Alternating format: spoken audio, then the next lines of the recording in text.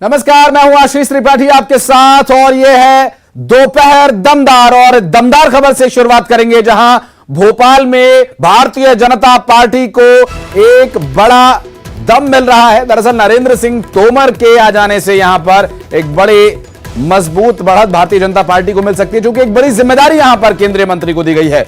मध्य प्रदेश में होने वाले विधानसभा चुनाव को लेकर चुनाव प्रबंधन समिति का संयोजक इन्हें बनाया गया है। चुनाव प्रबंधन के कुशल रणनीतिकार माने जाते हैं नरेंद्र सिंह तोमर। ऐसे में मध्य प्रदेश में भारतीय जनता पार्टी को मजबूती प्रदान करने के लिए यहां पर तैनात किया गया है। चुनाव प्रबंधन समिति के कुशल रणनीतिकार के तौर पर नरेंद्र सिंह तोमर को तैनात किया गया है। और अब प्रदेश में 2 बार प्रदेश अध्यक्ष रहते हुए भाजपा को उन्होंने जीत दिलाई है। राष्ट्रीय महासचिव अरुण सिंह ने इसके संबंध में जो पत्र है वो जारी कर दिया है। दरअसल इस पत्र के माध्यम से स्पष्ट है कि नरेंद्र सिंह तोमर आगामी चुनावों में भारतीय जनता पार्टी के चुनावी रणनीतिकार के तौर पर काम संभालेंगे। संयोजक वे बनाए गए हैं और आगामी विधानसभा चुनाव में भारतीय जनता पार्टी को मजबूती प्रदान करना और भारतीय जनता पार्टी की जो रणनीतियां हैं कैसे तय होंगी, किन क्षेत्रों में क्या फैसले और किस तरह से काम किया जाएगा, इस पर नरेंद्र सिंह तोमर इसके संयोजक के तौर पर जिम्मेदारी संभालेंगे। और इस पूरे चुनाव के दौरान नरेंद्र सिंह तोमर भारतीय जनता पार्टी के संयोजक चुनावी रणनीतिकार के तौर पर यहां जिम्मेदारी संभालेंगे। तो भारतीय जनता पार्टी किसी भी तरीके से कोई भी कोताही नहीं बरतना चाहती है और ऐसे में भारतीय जनता पार्टी की तरफ से इस बड़े फैसले के बाद क्या कुछ आगे परिणाम रह सकते हैं, बात करेंगे। शैलेंद्र हमारे सहयोगी इस वक्त शैलेंद्र भदौरिया जुड़ गए हमारे साथ। शैलेंद्र, कोई भी कोर कसर भारतीय जनता पार्टी छोड़ना नहीं चाहती। चुनावी रणनीति के कुशल रणनीतिकार माने जाते हैं नरेंद्र सिंह तोमर और इसका आदेश अब जारी कर दिया गया है। बिल्कुल आशीष, आपने ठीक कहा कि केंद्रीय मंत्री नरेंद्र सिंह तोमर एक कुशल रणनीतिकार माने जाते हैं, खासकर चुनाव के लिहाज से अगर देखें, क्योंकि 2008 और 2013 दो इलेक्शन हुए थे। उस दौरान केंद्रीय मंत्री नरेंद्र सिंह तोमर ही मध्य प्रदेश के बीजेपी प्रदेश अध्यक्ष के तौर पर काम कर रहे थे और उस दौरान बीजेपी को बड़ी सफलताएं हाथ लगी थी और ये दोनों बार ही सत्ता में वापसी की गई थी। और इस बार जिस तरीके से तमाम बातें ये कही जा रही है कि एंटी इनकम्बेंसी है, गुटबाजी की जैसी बात होती है, तो इस दौरान फिर एक बार अपने सबसे विश्वस्त आदमी पर भारतीय जनता पार्टी ने भरोसा जताया और केंद्रीय मंत्री नरेंद्र सिंह तोमर को एक बार फिर मध्य प्रदेश की कमान सौंपी गई। चुनाव जो प्रबंधन समिति है उसका संयोजक उनको बनाया गया है। जो 2 बार का उनका विश्वास है, जो उनकी रणनीति है जिससे बीजेपी को जीत मिलती रही है, उसी जीत को दोहराने का जिम्मा जो है एक बार फिर केंद्रीय मंत्री नरेंद्र सिंह तोमर को मिला है। हालांकि पिछले दिनों ही जिस तरीके से चुनाव के लिहाज से 2 प्रदेश प्रभारी के तौर पर भूपेंद्र यादव और सह प्रभारी के तौर पर अश्विनी वैष्णव को नई जिम्मेदारी दी गई थी और उसके बाद ये कयास लगाए जा रहे थे कि अब चुनाव प्रबंधन समिति की जिम्मेदारी भी किसी दिग्गज नेता को मिल सकती है और वही अब हुआ जिस तरीके से अब केंद्रीय मंत्री नरेंद्र सिंह तोमर को ये जिम्मेदारी दी गई है। क्योंकि देखिए, केंद्रीय मंत्री नरेंद्र सिंह तोमर की ट्यूनिंग के बारे में ये कहा जाता है कि वो सबके साथ ट्यूनिंग बैठती है, क्योंकि 2008 का चुनाव हो या फिर 13 का चुनाव हो, मध्य प्रदेश के मुख्यमंत्री शिवराज सिंह चौहान के साथ इस जुगल जोड़ी ने कई फायदे जो है वो बीजेपी के कराए, सत्ता में वापसी कराई। तो ये अब ये माना जा रहा है कि बीजेपी अपनी एक सोची समझी रणनीति के तहत आगे बढ़ रही है कि किस तरीके से बीजेपी को जीत हासिल करनी है, क्योंकि 2018 का जो चुनाव है वो बीजेपी के लिए थोड़ा ठीक नहीं रहा था और यही कारण है कि उससे सीख लेते हुए बीजेपी अब आगे बढ़ रही है। तो एक बड़ा निर्णय जो है बीजेपी की तरफ से कहा जा सकता है। जी बिल्कुल। और शैलेंद्र, आप बने रहे हमारे साथ, कुछ और खबरों पर आपसे डिटेल्स लेंगे आगे। और इस बीच एक और बड़ी खबर अपने दर्शकों को बता दें, जहां भोपाल से खबर आ रही है, धार्मिक यात्रा को लेकर एक सियासी संग्राम मचा हुआ है। दरअसल कांग्रेस और बीजेपी कार्यकर्ता इस विषय को लेकर अब आमने सामने हैं। धार्मिक यात्रा को लेकर चल रही बैठक में हंगामा हो गया। कांग्रेस नेताओं ने बीजेपी पर आरोप लगाया है। गोविंदपुरा विधानसभा के बीजेपी कार्यकर्ताओं पर हंगामे के आरोप लगे हैं। 16 जुलाई को नर्मदा स्नान सलकनपुर दर्शन की धार्मिक यात्रा होनी है और ऐसे में यात्रा को लेकर कम्युनिटी हॉल में चल रही थी बैठक। बैठक के दौरान पहुंचे बीजेपी के कार्यकर्ता और बीजेपी कार्यकर्ताओं के कम्युनिटी हॉल में पहुंचने के बाद दोनों तरफ से जमकर नारेबाजी, हंगामे के वक्त का वीडियो भी सामने आया है।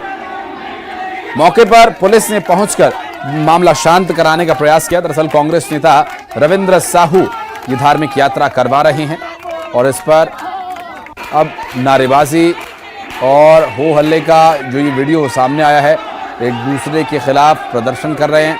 और आखिर ये क्या माजरा रहा, इस पूरे मामले पर बातचीत करेंगे। शैलेंद्र भदौरिया हमारे सहयोगी लगातार हमारे साथ मौजूद हैं, उनसे भी बात करेंगे। फिलहाल ये वीडियो आपको दिखाते हैं जहां कांग्रेस नेताओं ने नारेबाजी की, गोविंदपुरा विधानसभा के बीजेपी कार्यकर्ताओं पर आरोप लगाए। शैलेंद्र, क्या रहा ये आखिर इस यात्रा को लेकर क्या कारण रहे कि आमने सामने आ गए बीजेपी और कांग्रेस के कार्यकर्ता? देखिए, बिल्कुल चुनाव के इस मौसम में कांग्रेस भी लगातार सॉफ्ट हिंदुत्व की तरफ आगे बढ़ रही है और उसी कड़ी में गोविंदपुरा विधानसभा क्षेत्र के एक नेता हैं जो आने वाले समय में नर्मदा यात्रा और सलकनपुर यात्रा के धार्मिक यात्रा निकाल रहे हैं। तो और उसी की तैयारियों को लेकर आज बैठक आयोजित की गई थी। उस बैठक में क्षेत्र के जो तमाम लोग हैं वो मौजूद थे और उसी वक्त भारतीय जनता पार्टी से जुड़े कुछ लोग वहाँ पहुँचते हैं और नारेबाजी शुरू करते हैं, जिससे कि बैठक में हंगामे की स्थिति बन जाती है। जो उस बैठक में एक बड़ी संख्या में महिलाएं भी थी, उनकी तरफ से भी फिर नारेबाजी की जाने लगती है। काफ़ी देर तक हंगामा होता है। इस दौरान फिर पुलिस को सूचना दी जाती है। पुलिस मौके पर पहुंचती है और दोनों पक्ष को समझाइश देकर मामला शांत कराती है। और जिस तरीके से लगातार ये चीज़ें देखने को मिल रही हैं कि दोनों ही राजनीतिक दल के लोग जो है वो लगातार इस तरह के आयोजन कराने में जुटे हुए हैं और उसी बीच जो है बीजेपी के इन कार्यकर्ता वहाँ पहुँचे थे। तो कहीं ना कहीं जो राजनीतिक सरगर्मियाँ हैं वो धीरे धीरे अब बढ़ती जा रही हैं। जैसे जैसे चुनाव नज़दीक आता जा रहा है वैसे वैसे अब इस तरह की चीज़ें भी, नोक झोंक की चीज़ें भी दिखने लगी हैं। तो जिस तरीके से धार्मिक आयोजन करना था उसको लेकर ही कहीं ना कहीं कोई आपत्ति जो है बीजेपी के लोगों को करती है और वो कम्युनिटी हॉल नजर बनाए रखें। शैलेंद्र, इस पूरे मामले पर आगे डिटेल्स लेंगे आपसे। बहुत शुक्रिया फिलहाल आपका इस पूरे मामले पर जानकारी के लिए। और भोपाल से ही एक और बड़ी खबर अपने दर्शकों को बता दें, जहां मुख्यमंत्री शिवराज सिंह चौहान ने विकास पर्व को लेकर वीडियो कॉन्फ्रेंसिंग की। समस्त मंत्री, जिला प्रशासन को वीडियो कॉन्फ्रेंसिंग के माध्यम से संबोधित किया। बड़वानी और धार जिले से विकास पर्व शुरू होगा, प्रारंभ होगा। 16 जुलाई से 14 अगस्त तक ये विकास पर्व मनाया जाएगा। विकास पर्व के दौरान सीएम जिलों में रात्रि विश्राम करेंगे और विकास पर्व के दौरान 2 लाख करोड़ से अधिक के भूमि पूजन और लोकार्पण कार्यक्रम होने हैं। 17 से 19 जुलाई तक स्कूल चले अभियान, मुख्यमंत्री स्कूल चले अभियान के अंतर्गत बच्चों से संवाद करेंगे और 20 जुलाई को चयनित स्कूली छात्रों को लैपटॉप वितरण कार्यक्रम भी रखा गया है।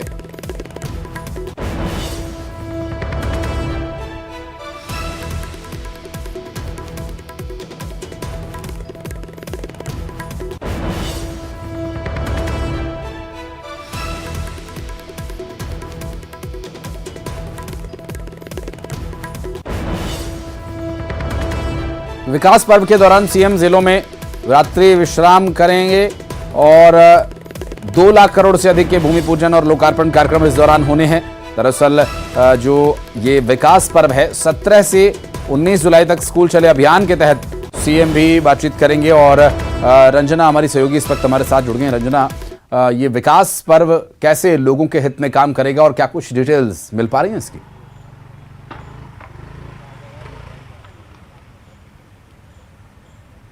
जी आशीष, भारतीय जनता पार्टी विकास पर्व मनाने जा रही है और 16 जुलाई से प्रदेश भर में विकास पर्व मनाया जाएगा जो कि 14 अगस्त तक चलेगा। और इस दौरान सीएम शिवराज सिंह चौहान प्रदेश भर के अलग अलग जिलों में पहुंचेंगे, लेकिन इसकी शुरुआत बड़वानी और धार जिले से हो रही है। सबसे पहले वहीं से विकास पर्व का शुभारंभ किया जाएगा और विकास पर्व के दौरान करीब 2 लाख करोड़ से ज़्यादा के जो भूमि पूजन है, लोकार्पण है, वो खुद सीएम शिवराज सिंह चौहान करेंगे। और इसी दौरान कार्यकर्ताओं से, लोगों से भी सीएम शिवराज सिंह चौहान रूबरू होंगे और खास करके जो स्कूल चले हम अभियान को लेकर चर्चा है वो भी सीएम शिवराज सिंह चौहान करेंगे। खास करके जो अभिभावक हैं, छात्र छात्राएं, उनसे संवाद किया जाएगा। बच्चों को लैपटॉप भी वितरित किया जाएगा और इसी दौरान उनको आगे बढ़ने के लिए जो प्रेरणा है वो दी जाएगी। और इसी विकास पर्व के दौरान जो संत रविदास मंदिर निर्माण के लिए जो यात्राएं हैं वो की जाएंगी। कुल मिलाकर आशीष, इस विकास पर्व का उद्देश्य यही है कि मध्य प्रदेश में चुनाव है और चुनावों से पहले हर एक जिले में जाकर तमाम लोगों की जो चीज़ें हैं, जिनकी उन्हें इंतजार है, उनकी सौगातें यानी जो भूमि पूजन है वो किया जाएगा और लोगों से संवाद करने की कोशिश, यानी ज़मीनी स्तर पर आम लोगों से जो जुड़ाव के लिए जो विकास पर्व है वो भारतीय जनता पार्टी अब मनाने जा रही है, जो कि 16 जुलाई से 14 अगस्त तक पूरे प्रदेश भर में मनाया जाएगा। बहुत शुक्रिया आपका रंजना इस पूरे मामले पर जानकारी के लिए। और बढ़ते हैं आगे, रुक करेंगे अगली खबर का। भोपाल से इस बीच एक बड़ी खबर आ रही है। सीएम ने साइबर क्राइम के संबंध में एक बड़ी बैठक बुलाई है। दरअसल सीएम हाउस में यह बैठक अभी जारी है। लोन ऐप सहित तमाम साइबर क्राइम्स को लेकर चर्चा यहां हो रही है। 2 दिन पहले एक परिवार ने इसी तरह ऑनलाइन का ठगी का शिकार होकर आत्महत्या कर ली थी और ऐसे में ऑनलाइन कंपनीज से लोन लेने वालों के परिवारों की सामूहिक आत्महत्या का यह मामला एक परिवार के द्वारा किया गया। ये उठाया गया कदम, इस विषय को लेकर अब एक बार फिर से चर्चा शुरू हुई है। ऑनलाइन ठगी, साइबर ठगी के मामलों में खुद मुख्यमंत्री एक बड़ी बैठक ले रहे हैं। साइबर क्राइम के संबंध में यह बड़ी बैठक बुलाई गई है। और रंजना हमारी सहयोगी इस वक्त हमारे साथ मौजूद है, उनसे बात करेंगे। रंजना, ये साइबर ठगी के जो मामले हैं यूं तो परेशान करते ही हैं, लेकिन जो भोपाल में घटना घटित हुई, उस परिवार के हंसते खेलते परिवार के खुदकुशी के बाद से ये मामला और गर्मा गया है। सीएम हाउस में बैठक चल रही है इस वक्त।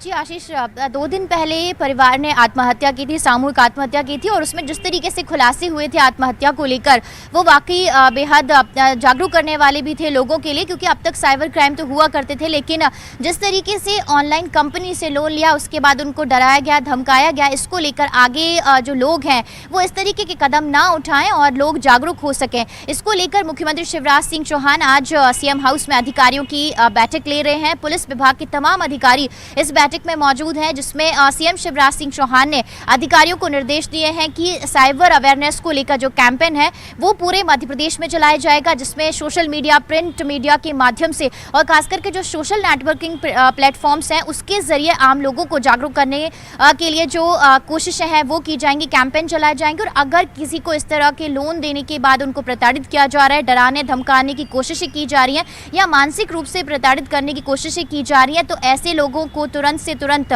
पकड़ने की कोशिश करें। और अगर कहीं कोई जरूरत होती है तो केंद्र सरकार के साथ और तमाम जो अधिकारी हैं उनके साथ कोऑर्डिनेशन करें और बिल्कुल, और इस कोऑर्डिनेशन से आगे जो साइबर क्राइम पर नकेल लगाई जा सके, इसके लिए प्रयास किया जा रहा है। बहुत शुक्रिया आपका रंजना इस पूरे मामले पर जानकारी के लिए। और रायपुर से इस बीच एक बड़ी खबर, दीपक बैज के अध्यक्ष बनने के साथ ही उनके करीबी बनने की होड़ लग गई है। दरअसल राजीव भवन के साथ ही पूरे शहर में स्वागत के लिए बैनर्स, पोस्टर्स लगाए गए हैं। आज 3 बजे राजीव भवन में वे अपना पदभार ग्रहण करने के लिए पहुंचेंगे। दीपक बैज रायपुर आ रहे हैं, रायपुर को पाट दिया है बैनर्स और पोस्टर्स से। चुनाव है, टिकट की लालसा सभी के अंदर होती है। मुख्यमंत्री भूपेश बघेल समेत तमाम मंत्री इस दौरान यहां मौजूद रहेंगे और दीपक बैज एक बार प्रदेश की जब कमान संभालेंगे तो उनका स्वागत करने के लिए सभी पहुंच रहे हैं।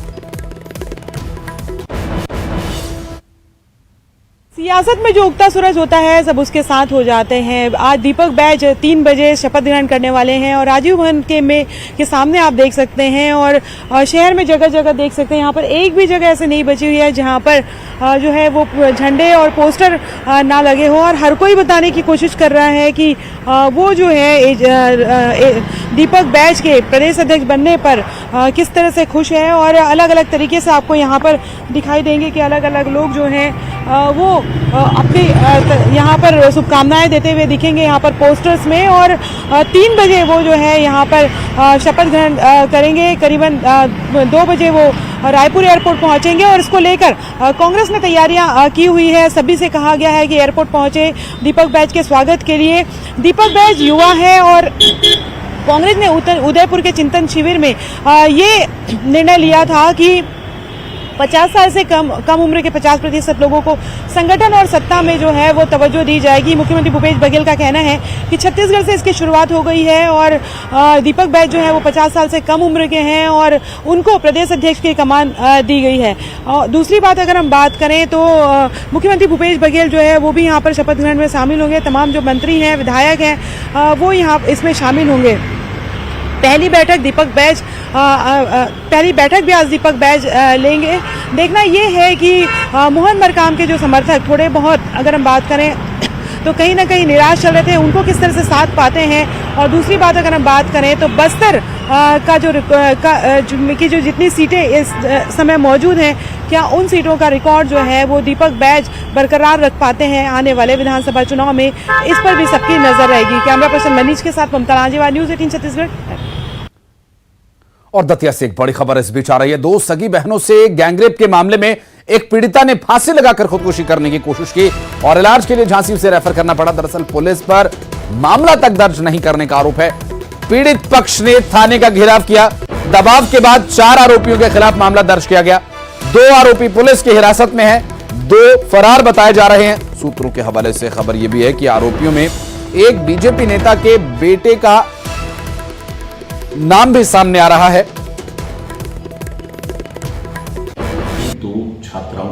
एक अनफॉर्चुनेट घटना हुई है जिसमें 4 लड़कों के विरुद्ध विभिन्न गंभीर धाराओं में मुकदमा दर्ज किया गया है और 2 जो छात्र हैं उनको हिरासत में लेकर उनसे अभी पूछताछ जारी है। 2 अन्य छात्रों के लिए हमारे द्वारा टीम लगाई गई है। एक बच्ची जिसने आत्महत्या का प्रयास किया था उसको झांसी रेफर किया गया था, वहाँ झांसी अस्पताल प्रबंधन से संपर्क कर उसकी स्थिति पर लगातार नज़र रखी जा रही है। एसडीओपी और महिला उप निरीक्षक थाना प्रभारी के साथ उन्हें निर्देशित किया गया कि यहीं मौके पर रहकर जो भी साक्ष्य उनको एकत्रित करेंगे। और अशोक शर्मा हमारे सहयोगी इस वक्त हमारे साथ फोनलाइन पर मौजूद हैं। अशोक, अभी क्या डिटेल्स मिल पा रही हैं? 2 आरोपी ही पुलिस की हिरासत में हैं, बाकी कितने आरोपी इसमें हैं? क्या नामजद मामले दर्ज हैं? क्या है डिटेल्स? देखिए आशीष, इस मामले को लेकर के रात में काफी हंगामा हुआ था। उसके बाद पुलिस ने इसको संजीदगी से लिया और रात को 2 आरोपियों को पुलिस ने गिरफ्तार कर लिया था। इसके बाद एक आरोपी को पुलिस ने अभी और गिरफ्तार कर लिया है और पुलिस ये भी दावा कर रही है कि 4था आरोपी भी जल्दी ही उनकी गिरफ्त में होगा। जी आशीष, बहुत शुक्रिया आपका अशोक इस पूरे मामले पर जानकारी देने के लिए। और यहाँ एक छोटे से ब्रेक के लिए रुक रहे हैं। खबरों का सिलसिला आगे भी जारी रहेगा, बने रहिए हमारे साथ।